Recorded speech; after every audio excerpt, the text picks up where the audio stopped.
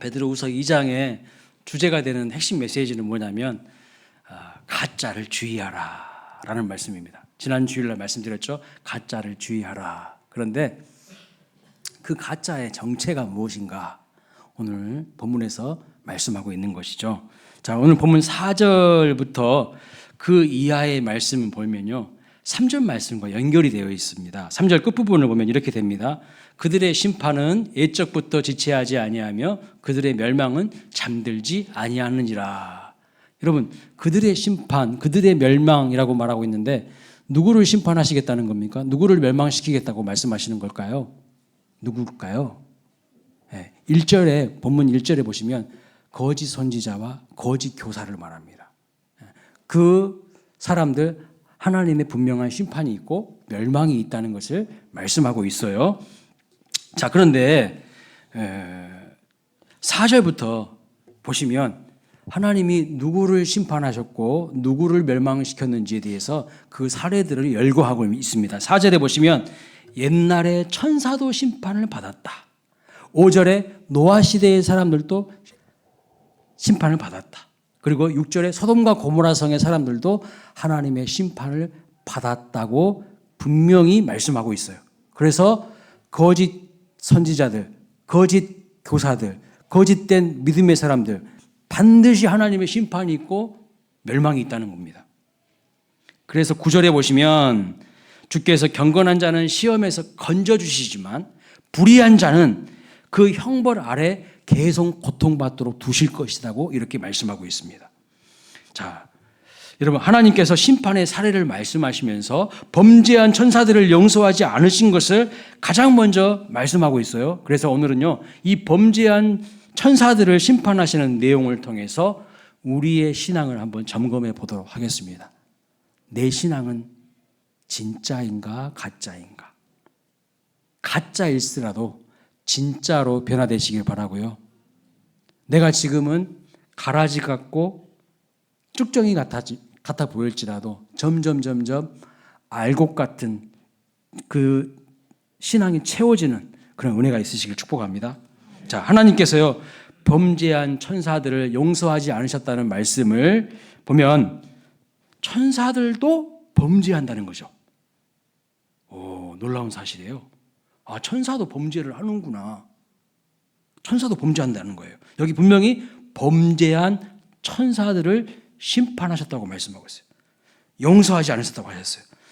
여러분, 천사는 누굽니까? 하나님을 찬양하는 자들이죠. 하나님을 수종드는 자들이죠. 그런 영적인 존재로 알고 있는데 그런 천사들도 범죄하고 한다고 말씀하고 있어요. 자, 천사들이 범죄한다는 것이 분명한 성경의 진술입니다. 천사들이 범죄한다는 것은 그러면 뭐가 천사들에게도 있다는 거예요? 자유의지가 있다는 거예요. 자유의지가. 천사들이 기계가 아니라는 거예요. 버튼만 딱 누르면 알아서 하나님 찬양하는 그런 존재가 아니라는 거예요. 천사들에게도 자유의지가 있는데 그들이 하나님의 뜻을 따르지 않기로 잘못된 선택을 함으로 타락하고 범죄한 천사가 되었다는 거 말씀하고 있어요. 인간도 마찬가지죠. 하나님이 왜 우리에게 자유의지를 주셨을까요? 여러분, 짐승은 자유의지가 있습니까? 없습니까? 동물은 없어요. 인간은 자유의지가 있습니다. 근데 왜 우리 인간에게 자유의지를 주셨을까요? 왜 모든 것을 판단하고 분별할 수 있는 지성을 주시고 또 슬프고 기쁘고 즐겁고 하는 이런 감각할 수 있는 감정을 주시고 어떤 생각하는 바를, 목표하는 바를 꾸준하게 실천할 수 있는 자유의지를 왜 주셨습니까? 왜 주신 거예요? 다른 동물들은 없어요. 근데 왜 인간에게 그 하나님의 형상인 지성과 감정과 의지를 주셨습니까? 하나님을 찬양하기 위해서, 하나님을 예배하기 위해서, 하나님과 교제하며 살게 하기 위해서 우리에게 이런 은혜를 주신 거예요. 그래서 이사야 43장 21절 말씀 보세요. 이렇게 말합니다. 이 백성은 내가 나를 위하여 지었나니 나를 찬송하게 하려 함이니라. 그런데 인간의 찬양이, 인간의 예배가 진짜 찬양이 되기 위해서는, 진짜 예배가 되기 위해서는 자유의지가 주어져야 한다는 거예요. 하나님은 피조물인 인간이 하나님을 찬양하고 하나님을 사랑하기 원하시는데 그 진정한 사랑 고백도 자유의지가 없다면요, 무의미한 거예요. 그렇지 않겠습니까? 예를 들어볼까요? 인형이 있어요. 인형이 있는데 인형의 한 부분을 딱 누르면 소리가 나요. I love you. I love you. 일부 때는 웃으시던데 여러분은 안 웃으시네요. 네, 그렇군요. I love you, I love you 막 소리가 나요. 그런데 기계적으로 버튼을 이렇게 누르면요, 나오는 소리입니다. 그런데 여러분, 그 소리가 감동이 되십니까? 너무 사랑이 배고프신 분들은 그 인형의 I love you, I love you 소리에도 나를 진짜 사랑한가 보네 하고 감동이 되실지 모르겠지만 저는 하나도 감동이 안 되거든요. AI 인공지능 로봇이 나와서 여러분을 볼 때마다 입에다가 침도 안 바르고 당신이 최고입니다. 당신이 최고입니다. 이렇게 아무리 여러분을 찬양해도요, 감동이 없습니다. 그렇지 않습니까? 왜요? 진정한 의미에서 고백과 찬양이 되려면 찬양하지 않을 자유도 있어야 돼요. 사랑하지 않을 자유도 반드시 있어야 됩니다. 이해가 되세요? 무조건 기계적으로 사랑한다는 것은요, 그건 진정한 사랑 아니에요. 인형 버튼 누르면 인형에게서 사랑합니다, 사랑합니다 아무리 이야기해도요, 그건 아무런 감동이 없어요. 자유의지가 있어야만 찬양도 사랑의 고백도 의미가 있고 감동이 있는 겁니다. 예를 들어볼까요? 한 남자가 한 여인을 사랑합니다. 그래서 그녀에게 프로포즈를 하고요, 꽃다발을 주면서 고백을 합니다. 그런데 자기가 사랑하는 여인에게 사랑을 고백하는데 왜 이렇게 가슴이 뛰고 왜 이렇게 가슴이 졸릴까요? 왜 이 가슴이 막 안절부절 못할까요? 이 여인이 자기의 사랑을 받아줄 수 있을 자유도 있고 거부할 수 있을 자기도 있기 때문이에요. 그렇지 않습니까? 이 여인에게 자유의지가 있기 때문에 이 모든 것이 의미가 있는 것 아니겠어요? 기계적으로 모든 것이 정해져 있다면 여러분 무슨 감동이 있겠습니까? 기계적으로. 인형에게 뽀뽀를 하면요, 아무런 감동이 없어요. 인형에게 뽀뽀 해봤자. 왜냐하면 인형은요, 그 뽀뽀를 거절할 자유의지가 없기 때문이죠. 하나님은 천사들에게 하나님을 찬양할 수 있는 자유의지를 주셨어요. 왜요? 하나님은 천사들이 로봇처럼 기계처럼 찬양하는 것을요, 원하지 않습니다. 기계처럼 찬양하는 것 절대로 원하지 않습니다. 그것은요, 진정한 찬양이 아니죠. 그게 무슨 진정한 찬양이겠습니까? 인간이 찬양을 할 수도 있고 찬양하지 않을 수도 있는 것과 마찬가지로 천사들도요, 자유의지를 주셨다고요. 그런데 하나님은 일종의 리스크를 안고 계신 거예요. 왜요? 왜 리스크를 안고 계신 것입니까? 인간에게 자유의지를 줌으로써 인간이 하나님께 순종할 수도 있지만 거부하고 불순종할 수도 있기 때문이에요. 그래서 하나님이요, 더 완벽한 하나님이신 거예요. 하나님이요, 우리를 로봇으로 안 만드셨다는 거예요. 우리를요, 자유의지를 주신 하나님의 형상으로 만들었다는 것 자체가 하나님이 완벽하신, 전능하신 하나님이라는 것을 오히려 또 의미하고 있는 것이죠. 천사들도 마찬가지입니다. 천사들이 하나님을 찬양할 수도 있지만 하나님을 거부할 수도 있어요. 대적할 수도 있는 거죠. 그래서 성경을 보니까요, 실제로 천사들이 하나님을 대적했어요. 제 이야기가 아니라 성경에 나옵니다. 전통적으로 기독교는 악의 기원, 사탄의 기원을 바로 여기서 찾아요. 왜 이 세상에 악이 많을까? 왜 우리가 믿음으로 살아가는 데 있어서 사단마귀 악한 영들이 우리를 흔들어 댈까? 그 출발점이, 그 기원을 바로 여기서 찾는다는 거예요. 이사야 14장 12절 말씀 보겠습니다. 읽어볼까요? 이사야 14장 12절. 자막이요. 자막 안 나옵니까? 제가 읽어드리겠습니다. 아침의 아들 계명성이여, 어찌 그리 하늘에서 떨어졌으며 너 열국을 엎은 자여 어찌 그리 땅에 찍혔는고. 방송실에 무슨 문제가 있나? 자, 여기 보면 너 아침의 아들 계명성을 라틴어로 번역하면요, 루시퍼예요. 루시퍼라고요. 이 루시퍼가 왜 하늘에서 떨어졌고 땅에 찍혔습니까? 오늘 이사야 14장 12절에 그렇게 말하고 있는데 왜 찍혔을까요? 왜 하늘에서 떨어지고 땅에 찍혀서 곤두박질 쳤을까요? 이사야 14장 13절 14절에 이렇게 말합니다.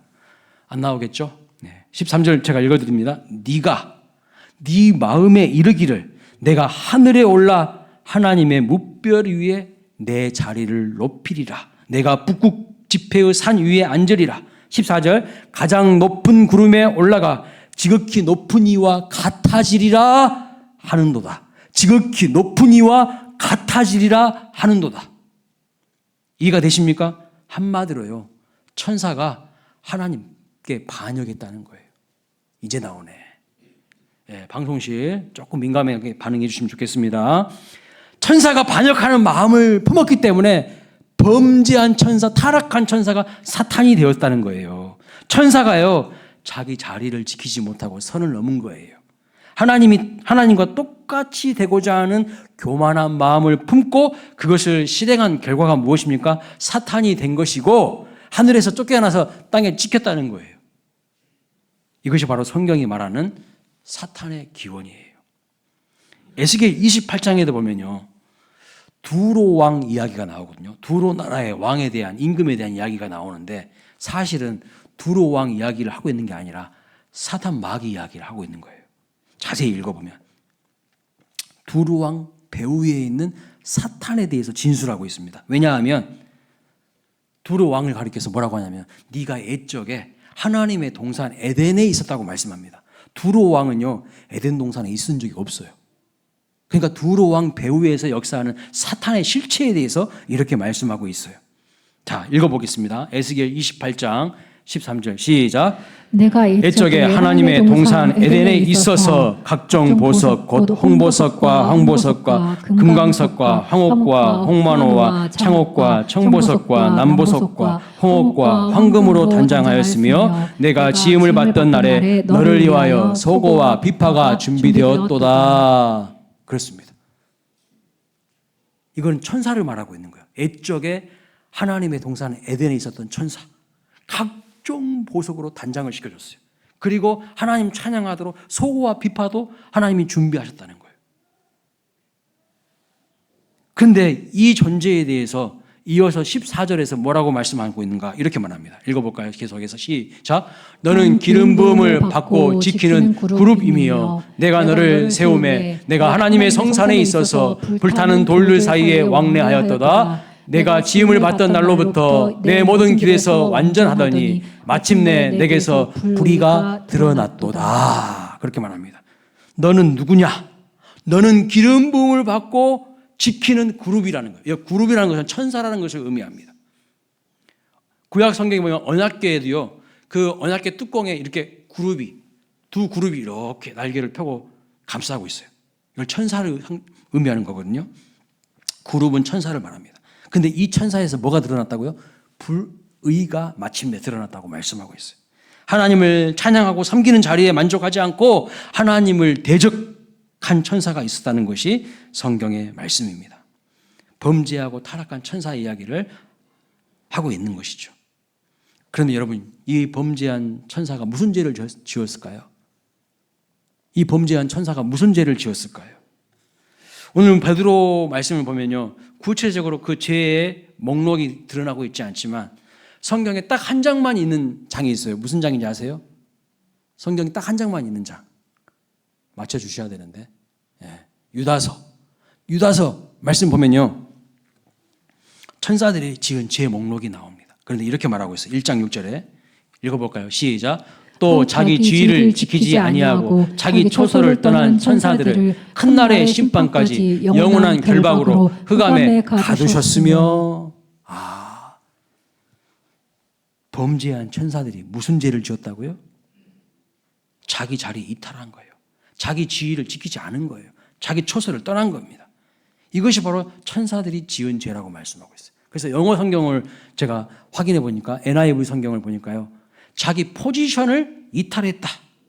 NLT 영어 성경은 하나님이 주신 권위의 한계를 넘어갔다. 이렇게 표현하고 있어요. 이런 여러 번역 성경과 원문의 내용을 종합해 보면 천사들이 지은 죄가 뭐냐면 자기 지위를 망각하고 하나님 주신 권위의 한계를 넘어갔고 자기의 사명을 지키지 않는 거예요. 선을 넘어가는 거예요. 그럼 오늘 본문을 통해서 우리는 놀라운 사실을 알게 됩니다. 무엇이 죄일까요, 여러분? 우리는 많은 사람들이 죄하면 도덕적으로 윤리적으로 지은 죄를 죄라고 생각합니다. 근데 그것은요 그냥 표면적으로 드러나는 현상이고 죄의 본질이 뭐예요? 죄의 본질은요, 자기 자리를 안 지키는 것이 죄예요. 탈선하는 것이 죄라는 거예요. 그래서 헬라어, 신약 성경은 헬라어로 기록되어 있는데 신약 성경에서 죄를 뭐라고 하냐면 하마르티아라고 합니다. 그 뜻이 뭐냐면요, 화살이 그 목표인 관역을 이탈하는 것을 죄라고 하는 거예요. 엉뚱한 방향으로 가는 거예요. 하나님은 계속해서 우리에게 이 방향으로 가 하는데 나는 싫어요. 나는 마이웨이를 갈 거예요. 나는 폼나게 살 거예요. 저쪽으로 가. 그것이 죄라는 거예요. 자기 자리를 지키지 않는 것이 죄입니다. 선을 넘어가는 것이 죄예요. 탈선이 그래서 무서운 것이죠. 여러분, 자리를 지킨다는 것이 얼마나 중요한지 것인지 아십니까? 자리를 지키지 않는 것이 죄예요. 그런데 가만히 생각해 보면 성경만 그렇게 말하고 있는 것이 아니라 이 세상도 가장 심각하게 보는 것이요, 자기 자리 안 지키는 것을 심각하게 봅니다. 궤도 이탈이 문제고요, 항로를 이탈하는 것이 엄청나게 큰 문제예요. 여러분, 열차가요, 선로를 이탈해서 탈선하면요 어떻게 됩니까? 수많은 사람이 죽고 다칩니다. 군대에서 제일 큰 죄가 뭡니까?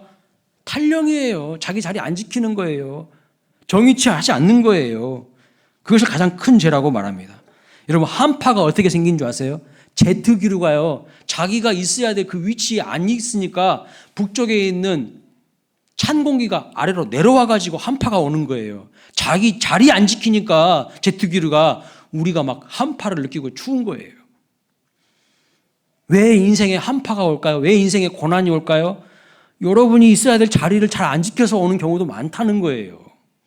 아버지가 아버지의 자리를 지키지 않는 것, 그거 큰 죄입니다. 어머니가 어머니의 자리를 박차고 나가는 거, 그거 큰 죄입니다. 가정이 다 망가지죠. 교회도 마찬가지입니다. 자리를 지키지 않는 것이 가장 큰 문제예요. 성도가 주일 성수를 해야 되는데 예배의 자리를 지키지 않는다면 그것은요, 아주 문제가 심각한 거예요. 우리를 왜 지으셨다고요? 왜 우리를 창조하셨다고요? 하나님을 예배하기 위해서요. 하나님과 교제하기 위해서요.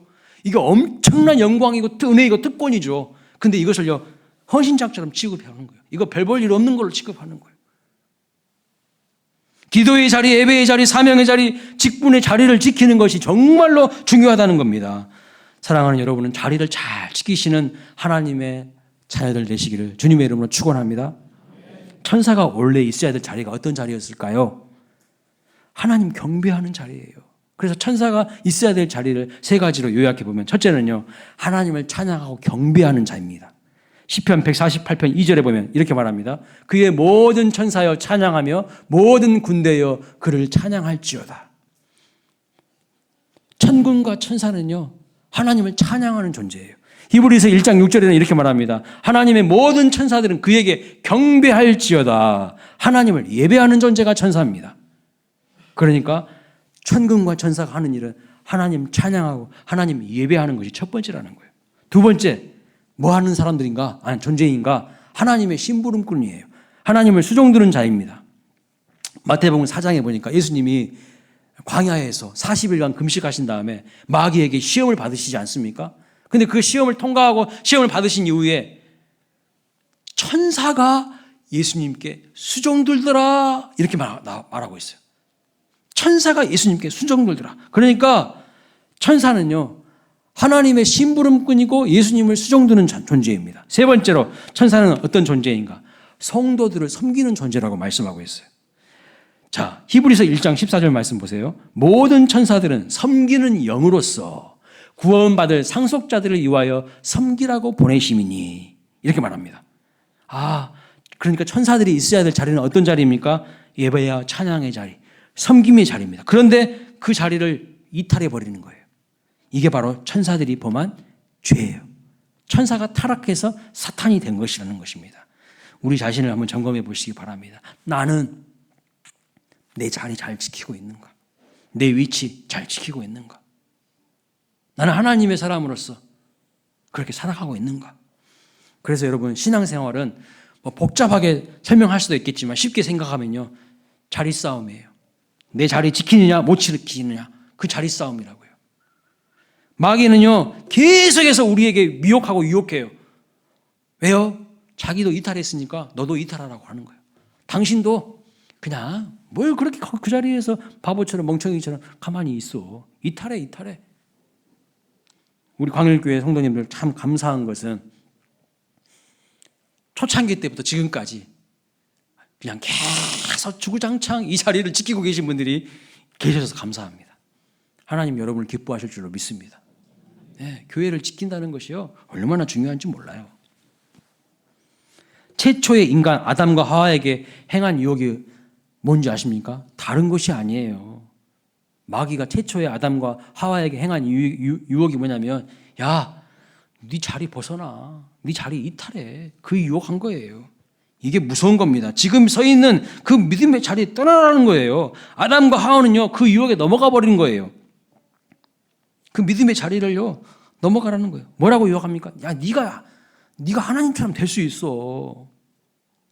네가 하나님처럼 될 수 있다고. 이 선악과 먹어봐.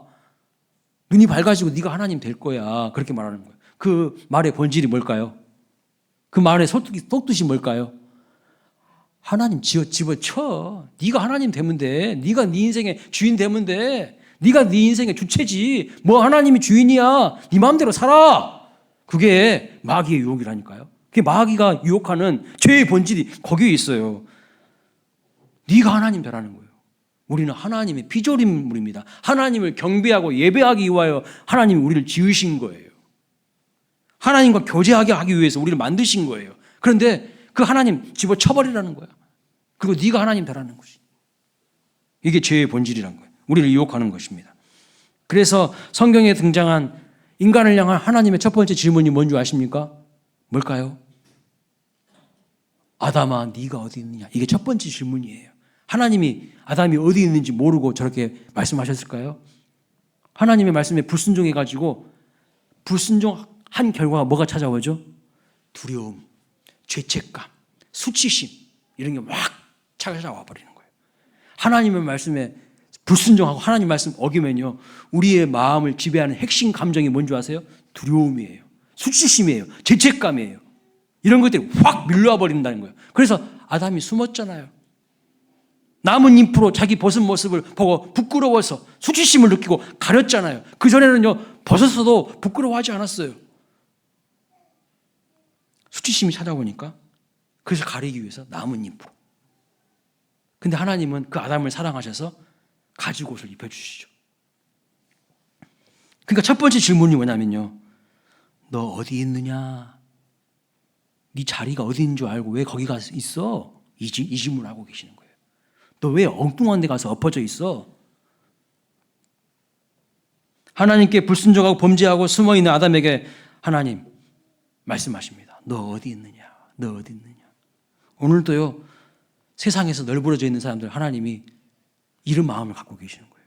오늘 주일인데도 하나님을 예배하지 않아.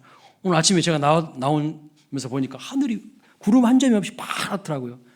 아이고 오늘 또 단풍 구경하러 산으로 바다로 들러 다 놀러 가겠구만 이렇게 생각을 했는데 와서 보니까 우리 광일교회 성도님들 그득하게 앉아 있어가지고 너무 우리 하나님 기쁘시겠다 이 생각이 듭니다. 할렐루야. 여러분들이 승리하신 거예요. 예. 아니 놀러 가더라도 예배 드리고 가야지. 예배도 드리고 또 하나님이 창조하신 자연도 즐기시기 바랍니다. 네. 하나님께서 아담이 어디에 있는지 몰라서 이런 질문을 하신 게 아니에요. 너 왜 네가 있어야 할 자리 이탈했느냐? 이거 하나님 묻으시는 거예요. 그것이 인간에게 주신 첫 번째 질문입니다. 오늘 하나님 동일하게 우리에게 물으셔요. 너 지금 어디에서 뭐 하고 있어? 너의 자리를 잘 지키고 있느냐? 그걸 물으신다는 거예요. 여러분 다른 것이 아름다운 것이 아닙니다. 내가 있어야 할 자리를 잘 지키는 것이 아름다운 거예요. 가끔 가다가 보면요 길거리에 밥이 이렇게 막 굴러가고 있어요. 아니 여러분 밥은 어디에 있어야 되는 거예요? 밥통 안에 있어야죠. 밥그릇 안에 있어야죠. 근데 길바닥에 막 굴러다니고 있어요. 그거 보면서 아이고 더럽네 추하네 왜 저것이 여기 있어? 이런 생각 안 드십니까? 저는 그런 생각 많이 들어요. 우리 광일교회 곡반전동이잖아요. 곡반전동이 처음에 와서 보니까 얼마나 이 골목에 쓰레기들이 넘쳐나는지 청소도 안 한가 봐. 보기 흉해요. 막 쓰레기들이 막 그냥 거리에 막 넘쳐나. 쓰레기는요, 쓰레기통에 있어야지. 근데 막 거리에 막 널브러져 있어요, 보면은. 추하고 더러운 거예요. 지저분한 거죠. 자, 한번 옆에 계신 분들 한번 보세요. 이렇게 이야기하겠습니다. 이야기해 보시겠습니다. 옆에 계셔서 진짜 감사합니다. 옆에 계셔서 진짜 감사합니다. 한번 인사해 보십시오. 옆에 계셔서 감사합니다. 네, 맞습니다. 제 곁을 지켜주셔서 정말 감사합니다. 여러분이 있어야 될 자리에 있는 것이요, 함께 하나님께 영광을 올려드리는 거예요. 내가 서 있는 이곳이 얼마나 중요한지를 알아야 된다는 것입니다. 가끔 내가 서 있는 이 자리를 굉장히 불만족스러워하는 사람들이 있습니다. 나는 우물한 개구리로 살기는 싫고 넓은 세상을 원하는 사람들이 있어요. 나는 이런 집구석에 쳇바퀴 있을 사람이 아니야. 더 큰 물에서 나는 놀 사람이지. 왜 나를 이렇게 우물 안으로 집어쳐 넣은 거야? 나는 이 정도 학교에 만족 못하고 더 큰 곳으로 가야지. 나는 집구리 많은 월급 주는 이런 직장에 만족하지 못하고 더 큰 곳으로 가야지. 그렇게 말씀하신 분들이 있죠. 그것이 다 나쁘다는 것은 아닙니다. 다 나쁘다는 건 아니에요. 하지만 행복한 우물안 개구리가 되는 것도요, 괜찮아요. 좋습니다. 좋아요. 그 자리가 하나님께서 나를 부르신 자리라고 한다면 그 자리가 어떠한 자리든지 행복한 자리고요, 아름다운 자리고요, 복된 자리예요. 그리고 그 자리에서 충성을 다할 때 바로 여러분을 통하여서 그 자리가 복된 자리가 되도록 하나님은 만드신다는 거예요. 믿으십니까? 하나님은 그렇게 하기를 원하시는 거예요. 부족한 그곳이 복의 근원인 바로 너희를 통하여서 복된 자리로 변화되기를 원한다. 그게 우리의 사명 아닙니까? 여러분, 우리는 일반적으로 우물안 개구리를 부정적으로만 생각합니다. 좁은 시야와 자기의 제한된 경험에 갇혀 살아가는 사람들을 우물안 개구리와 같다고 표현하지 않습니까? 그런데 여러분이 가지고 있는 고정관념을 좀 버려버리고 조금만 생각을 한번 다르게 생각해 보세요. 우물이 좁아서 우물 밖으로 뛰쳐나간 개구리는 과연 행복할까요? 우물이 좁아서 더 넓고 큰 바다를 찾아간 개구리는 행복할까요? 나는 우물 안이 안 어울려. 내가 얼마나 큰 사람인지 알아? 큰 놈인 줄 알아? 나는 바다에 가야지. 나는 진짜 행복할 수 있어. 그런데 여러분, 그 우물을 박차고 나간 개구리가 과연 행복할까요? 아니요. 아마 가다가 밟혀 죽을 가능성이 많아요. 죽지 않고 바다에 간다 한들 개구리가 그 바다에서 잘 살 수 있을까요? 천만의 말씀. 개구리와 바다가 어울립니까? 아니죠. 역설적이지만 개구리는요, 그 우물 안에서 사는 것이 가장 안전합니다. 가장 행복합니다. 물고기는요, 물 밖으로 나가면 죽어요. 물 밖으로 나가면 죽는다고요. 하나님의 사람들은요, 하나님과 떨어져 있으면요, 죽어요. 죽는다고, 영적으로 죽어요. 우물 안이 나를 억누르고 나의 비전을 가로막는 방해물 같아 보이고 장애물 같아 보이지만 나에게 주어진 삶의 터전이고요, 가장 안전한 터전일 수 있습니다. 이것을 깨달아야 됩니다. 마찬가지로 성도는요, 하나님 안에 거해야 안전해요. 하나님 안에 거해야 요한복음 15장 말씀 보니까요, 많은 열매를 거둘 수 있다고 분명히 말씀하고 있어요. 하나님 떠나면요, 다 죽어요. 시들어져요. 하나님께서 나를 부르신 바로 그곳에서 예배하시길 바랍니다. 감사하시기 바랍니다. 기도하시기 바랍니다. 그럴 때 여러분 삶을 통하여서 하나님이 복을 주시는 거예요. 하나님이 부르신 그 자리를 떠나서 뭐 하려고 하지 마세요. 그 마귀는요, 계속 그거 유혹하는 거예요. 뭐 하려고 거기 있어. 네 마음대로 자유롭게 살아. 이걸 유혹하는 거예요. 본문 4절 후반부에 보니까요, 하나님이 범죄한 천사들을 어떻게 하셨다고 말씀합니까? 어두운 구덩이에 두어서, 지옥 어두운 구덩이에 두어서 심판 때까지 지키게 하셨다고 이렇게 말씀하고 있습니다. 그러니까 제가 지키게 하셨다는 이 말씀을 영어 성경하고 원문을 찾아보니까 이런 뜻이에요. 묶어두었다, 이런 뜻이더라고요. 묶어뒀대요. 그래서 제가 이 원문을 보면서 이상한데? 안 묶어두신 것 같은데? 사단마귀 악한 영들이 활개를 치고 자유롭게 활보하고 있는 것 같은데, 그래서 우리가 예수님 믿지 못하도록 하나님 말씀대로 살지 못하도록 계속해서 충동질하고 미혹하고 유혹하는 것 같은데, 저 그 생각이 들었거든요. 여러분들은 어떠세요? 진짜 사단 마귀 악한 영들이 묶고 있는 것 같습니까? 묶여 있는 것 같아요? 안 그런 것 같은데, 공중권세 잡은 사단 마귀 악한 영들이 오늘 또 우리를 흔들어 대는 것 같은데, 묶여 있기는커녕 자유로운 것 같은데. 근데 깊이 생각해 보니까 묶여 있는 거 맞더라고요. 묶여 있어요. 어디에 묶여 있을까요? 얼핏 보면 자유를 즐기는 것 같지만 사실은요, 깊이 속박되어 있는 것을 알게 됩니다. 여러분, 마약 중독자들 아시죠? 그들은 마약을 하면서요, 극도의 자유와 쾌락과 황홀감을 느낀다고 합니다. 그런데 여러분, 그게 진짜 자유일까요? 마약에 딱 묶여 있는 거예요. 성경은요, 중독을 우상숭배라고 말하고 있어요. 그 중독된 것에 내가 지배를 당하고 있는 거예요. 알코올 중독은요, 알코올에 지배를 당하면서 알코올을 섬기고 있어요. 술 안 먹으면요, 재미가 없어. 삶의 의미도 없고, 손도 덜덜덜 떨려. 알코올 중독자들 아닙니까? 알코올에 지배를 당하고 있는 거예요. 알코올을 섬기고 있는 거예요. 알코올에 질질 끌려다니는 거예요. 그게 우상숭배라는 거예요, 중독이. 근데 정신의학자들이 뭐라고 하냐면, 현대인들은 한 가지 이상의 다 중독에 걸려있다는 거예요. 대부분이. 묶여 있는 거죠. 사단 마귀 악한 영들도 묶여 있는 거예요. 그 어둠의 권세, 어둠 안에 묶여 있는 거죠. 사실은 묶여 있는 겁니다. 악한 영이요, 공중 권세를 잡고 막 휘젓고 돌아다니는 것 같아 보이지만 사실은요, 어둠에 묶여 있어요, 그들이. 원래 천사는 하나님 앞에서 하나님을 수종드는 존재였는데, 범죄한 천사는요, 어둠에 묶여 있는 존재로 전락합니다. 인간도 마찬가지예요. 하나님 말씀 거절하고 거부하고 불순종하잖아요. 그러면 어둠 가운데서 묶여서 살아가는 거예요. 근데 반대로 성경은요, 우리를 자꾸 속박하는 것처럼 느껴질 때가 있어요. 사탄은 자유롭고 마귀는 자유롭고 성경은요, 자꾸 우리를 속박하고 억압하는 것처럼 느껴질 때가 있습니다. 주일에도 놀러 가고 싶은데, 여행 가고 싶은데, 교회에 나와서 예배해라.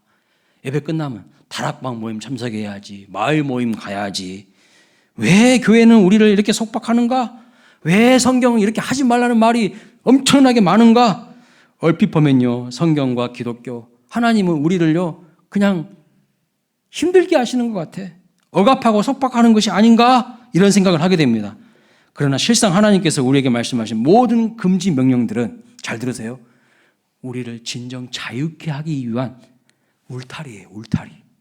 그 울타리 안에 있으면 안전하고 자유를 느낄 수 있어요. 근데 울타리 밖을 딱 넘어가는 순간 어떻게 되는 줄 아세요? 죽어요. 여러분, 거짓말 하지 말라, 십계명이죠? 근데 허구한 날 다른 사람이 나한테 거짓말한다고 생각해 보세요. 여러분 살 수 있겠습니까? 도둑질 하지 말라 그러는데요, 그 울타리를 뛰어넘어가지고 허구한 날 내 거 다 가져간다고 생각해 보세요. 여러분들이 안전하고 행복하겠어요? 그거 울타리예요, 울타리. 그걸 지켜야 된다는 거예요. 나도 지키고 남도 지켜야지 진정한 자유가 있는 거예요. 그거 넘어가는 것은 폭력일 수 있어요. 경계선을 지키지 못하는 것은요, 남의 자유를 침범하는 것일 수 있어요. 진정한 자유를 주시기 위해서 하나님께서 우리에게 말씀하신 건데, 그것을 속박하는 것으로 느끼는 것은요, 잘못된 관점이에요. 제가 유튜브에서 이 비슷한 영상을 봤어요. 아프리카에서 이렇게 울타리를 쳐놨어요. 사슴, 노루, 거기 살으라고. 근데 사슴이요, 갑자기 그 울타리를 훌쩍 넘어가는 거예요. 근데 그 뒤에 사자가 이렇게 자세를 낮추고 있다가 울타리 펄쩍 넘어가는 사슴 막 달려가가지고 목을 팍 물어버리더라고. 울타리 넘어가면 죽는다는 거예요. 하나님이 있으라고 하는 그 자리 넘어가면요, 죽어요. 영적으로 죽어요. 마귀의 밥이 되기 쉬워요. 베트남전에 참전한 많은 미군 병사들에 대한 연구가 진행되었습니다. 베트남전에 참전한 많은 미군들이요, 전쟁에 스트레스가 엄청 커요. 왜요? 이 전투가 내 생의 마지막 전투로서 난 죽을 수도 있기 때문에. 그렇지 않겠습니까? 스트레스가 엄청 크죠. 그런데 이 베트남전에 참상한 군인들에게 자유가 주어졌어요. 전투하는 그 외의 시간엔 자유가 주어졌는데, 아무도 자기를 안 보잖아요. 가족들도 나를 안 봐요. 같이 예배드리던 교회 성도들도 나를 안 보고 있어요. 그리고 자유는 주어졌어요. 그래서 대부분의 군인들이 그 시간에, 그 자유 시간에 뭐 한 줄 아십니까? 난잡한 섹스, 그리고 마약, 술에 빠졌어요. 그 스트레스, 그 고통을 이기기 위해서 이런 엉뚱한 것들을 즐겼어요. 이게 자유라고 생각하면서. 여러분, 이게 진정한 자유일까요? 아무도 나를 보지 않는다고 생각하니까요, 자유를 만끽한 겁니다. 그 결과가 어떻게 되었을까요? 그 결과가 사생아 출산, 마약 중독, 성병, 알코올 중독에 빠지게 되었고요. 이런 생활을 즐기던 미군들이 전쟁 이후에 고국으로 미국으로 돌아가서 어떻게 되었는가? 다 이혼하고 가정 파탄나고 인생이 다 망가졌다는 거예요. 베트남전에 참전한 미군들에 대한 연구를 해보니까 그런 부분들이 있다는 거예요. 그런데 놀라운 사실은 비록 소수이긴 하지만 신실한 그리스도인 군인들이 있었대요. 근데 이 동료 병사들에게 날마다 바보 같다고 이야기를 듣는 거예요. 모든 거의 대부분의 병사들은 그렇게 하는데 요 크리스찬 병사들은 그렇게 안 사는 거예요. 자기 방을요, 가족 사진으로 도배하고 딸 사진을 보고 아내에게 장문의 편지를 쓰면서 그 시간을 견뎌낸 사람들이 있었어요. 이들은 다 전쟁 후에 사랑하는 가족과 기쁨으로 재회했고요, 아름다운 가정을 계속해서 이어갔습니다. 여러분, 어떤 자유가 진정한 자유일까요? 자유라고 다 같은 자유가 아닙니다. 말씀을 마치겠습니다. 거짓된 자의 정체가 뭘까요? 자기 자리를요, 이탈하는 거예요. 자유라는 이름으로 내 마음대로 할게 한 그런 이름으로 그 자리 지키지 않는 자입니다. 우리 수원관을교 모든 성도님들은 예배의 자리, 기도의 자리, 섬김의 자리, 하나님께서 부르신 그 자리에서 감사하면서 살아가시기를 주님의 이름으로 축복합니다. 그 자리가 좀 불편할 수 있어요. 그 자리가 좀 마음에 안 들 수도 있어요. 근데 하나님이 우리에게 원하시는 건 뭔지 아십니까? 그렇지, 불편하지, 마음에 안 들지, 너를 통해서 그 자리를 변화시키기를 원하시는 거야. 너를 통해서 그 자리가 복된 자리로 바뀌기를 원하시는 거야. 그걸 하나님이 원하시는 거예요. 그렇게 하나님 앞에 아름답게 쓰임받는 귀한 하나님의 사람들 되시기를 주님의 이름으로 축원합니다.